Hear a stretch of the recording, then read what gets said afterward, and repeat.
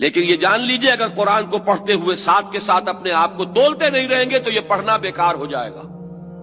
اگر آپ نے یہ سمجھا کہ یہ کسی اور کے لیے ہے، مجھے پھر اقبال کا شعر یاد آ رہا ہے اور ان کی زندگی کا یہ اہم واقعہ ہے بچپن کا۔ ایک روز وہ کہتے ہیں کہ میں بچپن میں قرآن مجید کی تلاوت کر رہا تھا تو والد ان کے شیخ نور محمد، وہ کوئی بہت باخدا اور بہت خدا رسیدہ انسان تھے، گہرے انسان۔ ان کی آپ نے شاید دیکھی ہو، اخبارات میں فوٹو آتے ہیں، بڑی طویل داڑھی اور بہت نورانی چہرہ۔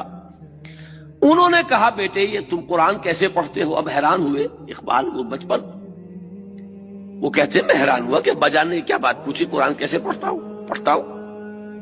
پھر کہا والد نے کہ بیٹے قرآن ایسے پڑھا کرو، یوں محسوس کرتے ہوئے کہ جیسے یہ تم پر نازل ہو رہا ہے، اس کے مخاطب تم ہو، اس کا ایک ایک لفظ اللہ خطاب فرما رہا ہے اور تم ہو اس کے مخاطب۔